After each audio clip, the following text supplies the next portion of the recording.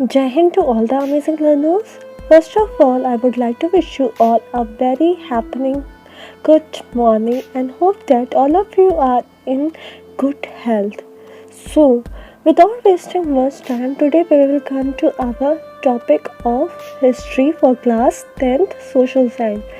Dear learners, as you know, this is our continuation of chapter number 1, that is the rise of nationalism in Europe, and we are discussing about our sixth lecture. So, as we know, this is the end of the topic about the making of nationalism in Europe. So, we will discuss today the last point of this topic, the making of nationalism in Europe, that is the revolutionaries. As we discussed in earlier class, in earlier session, that is in the lecture number 5, that how the conservatism was restored in the society of France after the Napoleon's defeat in the Battle of Waterloo 1815. और जैसा कि हम लोग earlier lectures में discuss कर चुके हैं कि जब भी एक स्ट्रिक्ट रूल आता है तो उसके अगेंस्ट रेवोल्यूशन भी होता है. सो कंजर्वेटिज्म जब 1815 में फिर से आ गया तो उसके अगेंस्ट फिर से रेवोल्यूशन हुआ, जहाँ पे कई सारे रेवोल्यूशनरीज, मतलब कि एक तरीके से कह सकते हैं कि फ्रीडम फाइटर्स निकल के आए, जो ये चाहते थे कि फिर से उनकी कंट्री एक इंडिपेंडेंट कंट्री की तरह वर्क करे. सो इसी कंटेस्ट में जो है वियना में जो भी कांग्रेस हुआ था, उसको कई सारे रेवोल्यूशनरीज मानते थे कि ये उनके लिबर्टी ऑफ फ्रीडम को क्रश कर रहा है, उनसे उनका सारा जो फ्रीडम था वो छीन रहा है. तो इसके लिए उन्होंने सोचा कि हमें फिर से अब घरों से बाहर निकलना पड़ेगा, अपने हक की लड़ाई लड़नी पड़ेगी, अपने राइट्स को पाना होगा. और हमारी ये लड़ाई किसको फॉर्म करेगी? नेशन स्टेट्स को फॉर्म करेगी. What are nation state? Dear learners, we already discussed about the nation states in our last lecture, that it is just the synonym, another name of the nation, जहाँ पे कई सारे लोग जिनका एक common decent होता है, डिसेंट मतलब कि हिस्ट्री या फिर पास्ट होता है, वो लोग एक साथ मिलके, वो एक साथ यूनिटी के साथ, भाईचारे के साथ रहते हैं और अपने किसी कॉमन ऑब्जेक्टिव के लिए, जैसे उनका राइट्स अगर उनको चाहिए हो तो उसके लिए वो एक साथ फाइट करते हैं, स्ट्रगल करते हैं. इसी के साथ ही साथ बहुत सारे रेवोल्यूशनरीज 1815 के बाद निकल के आए, जिन्होंने फ्रांस के लिए और नियर बाय रीजन्स को फ्री कराने के लिए कंजर्वेटिज्म से बहुत सारे जो है स्ट्रगल फेस किए. इसी कंटेस्ट में जैसे कि you can see a picture on your screen here. So what is the caption written here? That this person is Giuseppe Mazzini. Giuseppe Mazzini was one of the important freedom fighter in the years about 1815 and beyond. So he was the founding member who formed many of the parties which struggle for the freedom of the France and many other small countries in Europe, where the conservative society has again gained the power. एक तरीके से freedom fighter था गुज़ेपे Mazzini, हम कह सकते हैं, like Chandrashekhar Azad और something. He was a freedom fighter, a revolutionary who struggle for his country. So we will study about some little details of the Giuseppe Mazzini. That he was an individual who belonged to Italy country. He was an Italian, and so he was born in Genoa in the year 1807. उसका जन्म जो है जियोना नाम के एक place में हुआ था इन द ईयर 1807. और उसने सबसे पहले कुछ सीक्रेट सोसाइटीज़ बनाई. सीक्रेट सोसाइटी मतलब जो छुप के काम करती थी कंट्रीज़ के बेटरमेंट के लिए, फ्रीडम के लिए. और उस पहली सोसाइटी का क्या नाम था? कार्बोनरी.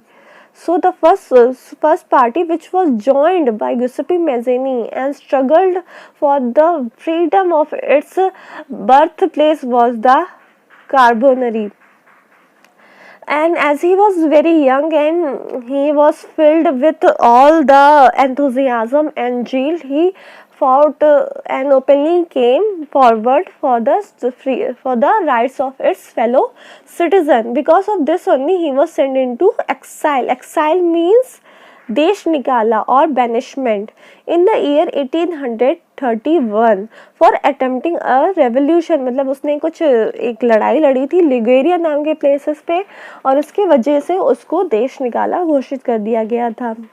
उसके बाद ही जब वो एक्साइल में था तो वो वहाँ पे रुका नहीं, बल्कि उसने और भी सारी अंडरग्राउंड सोसाइटीज़ बनाई, मतलब छुपके सोसाइटीज़ बनाई, जैसे कि these are important society, remember it, Young Italy in Marseilles and the second one Young Europe in Bernie.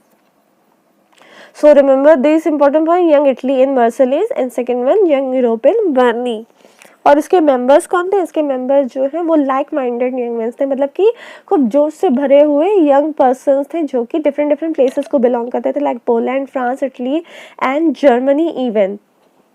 So Giuseppe ये बिलीव करता था कि जो फ्रीडम होता है वो गॉड गिफ्टेड होता है, तो किसी भी इंसान का ये नहीं हक होता है कि वो दूसरे इंसान का फ्रीडम उससे छीन सके. इसीलिए वो खुल के आता था और बाकी कंट्री के पीपल्स के लिए, लोगों के लिए फाइट करता था, उनके फ्रीडम के लिए फाइट करता था. So like this way he worked for the many nearby countries including his birthplace, then Italy, and served for the people of its country. अपनी कंट्री इटली के लिए भी सेम में जो है यूसुफी मज़ीनी ने ये डिक्लेयर कर दिया था कि इटली जो है वो अब छोटे मोटे राज की तरह काम नहीं करेगा, बल्कि इटली का जो फ्यूचर है, जो डेस्टिनी है, वो बहुत ही ज़्यादा ब्राइट है. वो जो है एक बड़ा सा रिपब्लिक नेशन बन सकता है जहाँ पे खुद की उसकी गवर्नमेंट हो और बहुत ही ज़्यादा प्रोग्रेस कर सकता है. तो उसने जो है ये ठान लिया था कि वो इटली को जो है नियर बाय रीजन के साथ यूनिफाई करेगा और एक बड़ा राष्ट्र के तौर पे, एक बड़ा नेशन के तौर पे इटली को डेवलप करेगा और जहाँ के सारे लोग जो है वो लिबर्टी के साथ रह सकेंगे, फ्रीडम के साथ रह सकेंगे.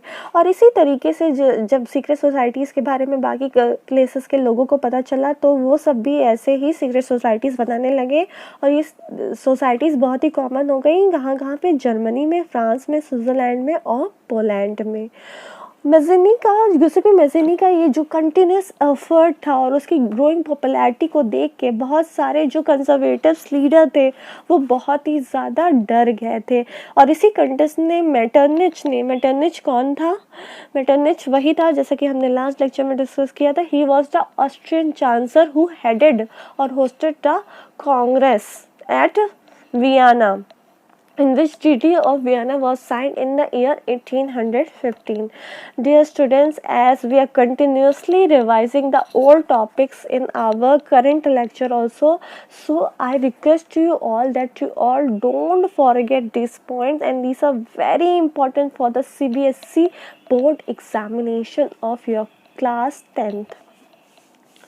सो मेटरनिच ने यूसुफी मज़ीनी के ग्रोइंग जो है पॉपुलैरिटी और उसके रेवोल्यूशन को देखते हुए एक स्टेटमेंट दिया था कि this Mazzini is the most dangerous enemy for our social order. मतलब कि हमारा जो कंजर्वेटिव सोसाइटी चल रहा है ये यूसुफी मज़ीनी उसके लिए सबसे बड़ा जो है वो दुश्मन है.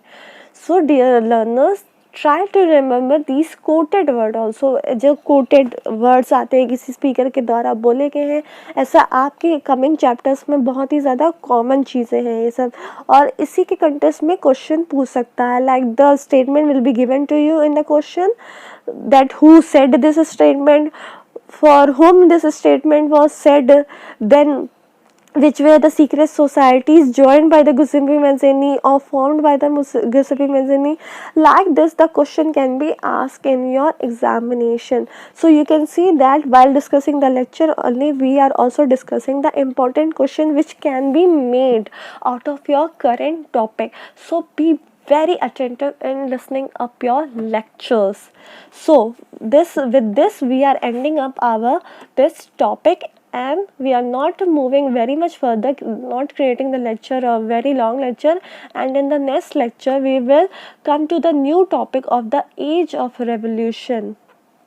So dear learners, stay tuned and don't forget to listen the lecture very attentively and try to make notes so that you never forget these points. So with this I am ending up today's your lecture number 6, and I would urge you all to please stay at home so that you can save lives and stay safe.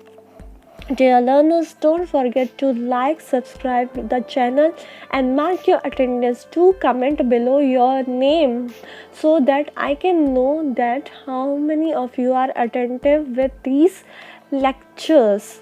So stay tuned for more and don't forget to press the bell icon for regular updates. So till then, have a good day. Thank you. Jai Hind.